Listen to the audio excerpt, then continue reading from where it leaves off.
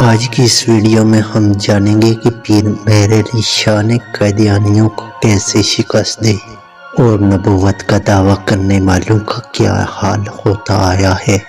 تو ویڈیو کا آغاز کرنے سے پہلے آپ تمام دوستوں سے گزارش ہے کہ ابھی تک آپ نے ہمارا چینل سبسکرائب نہیں کیا تو ابھی سبسکرائب کر دیں اور ساتھ دیے ہوئے گھنٹی کے بٹن پر کلک کر دیں تاکہ اس طرح کی مزید ویڈیو آپ کو ڈھونڈنی نہ پڑے۔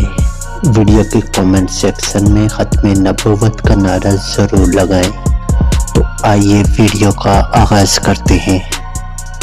دوستو 1898 میں مرزا قادیانی نے منٹو پارک میں ایک جمع غفیر کی موجودگی میں مینار پاکستان والی جگہ پر اسٹیج لگایا اور بار بار اعلان کر رہا تھا کہ اگر وہ نبوت کے دعوے میں جھوٹا ہے تو اسے اس اسٹیج سے دربدر کر دیا جائے، لیکن جو مسلمان بھی یہ کوشش کرتا تھا ناکام رہتا تھا۔ حضرت پیر مہر علی شاہ گولڑوی علیہ رحمت اللہ اتفاقاً جامعہ نظامیہ بازار حکیمہ لاہور میں تھے۔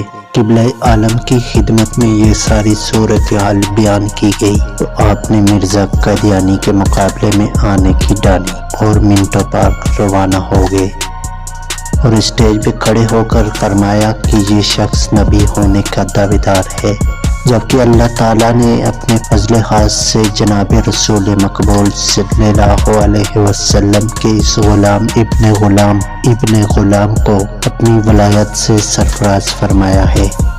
نبی کا درجہ ہر حال میں ولی سے بالا تر ہوتا ہے۔ میں اس شخص سے 4 سوال کرتا ہوں، مرزا قادیانی ان سوالات کا جواب دے اور اپنی صداقت کا ثبوت دے، ورنہ پھر میں اس کی تردید کرنے کی غرض سے بفضل باری تعالیٰ ان سوالات کا جواب دوں گا۔ 1. مرزا قادیانی حکم دے کہ دریائے راوی اپنا موجودہ رخ تبدیل کر کے فی الفور اس پنڈال کے ساتھ بہنا شروع کر دے، یا میں ایسا کر دکھاتا ہوں۔ ایک نہایت پاک باز کنواری لڑکی کو پنڈال کے نزدیک دو طرفہ پردہ میں رکھ کر مرزا قادیانی دعا کرے کہ بغیر مرد کے اطلال کے اللہ کریم اس لڑکی کو اسی جگہ پر ایک لڑکا دے جو اس کی نبوت یا میری ولایت کی تصدیق کرے۔ نمبر 3. اپنے لاب دان سے باہر کڑوے پانی کے کنویں کو میٹھا کر دے، یا پھر میں کر دکھاتا ہوں۔ نمبر 4. وہ مجھے شیر بن کر کھا جائے، یا میں اسے کھا جاتا ہوں۔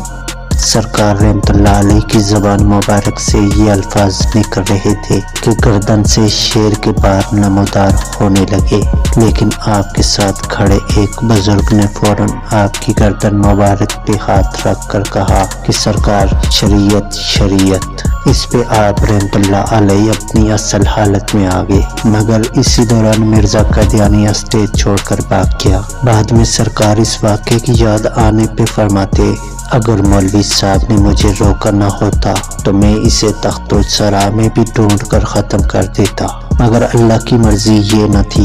آپ نے فرمایا کہ دراصل اس کے پاس 3 جن تھے جو اس کے مقابل بولنے والے کی زبان پکڑ لیتے تھے، مگر اللہ کے فضل سے وہ مجھ پہ حاوی نہ ہو سکے۔ دوستو، امید ہے کہ آج کی یہ ویڈیو آپ کو پسند آئی ہوگی۔ اگلی ویڈیو تک کے لیے یاسر محمد عوان کو دیجیے اجازت۔ اللہ نگہبان۔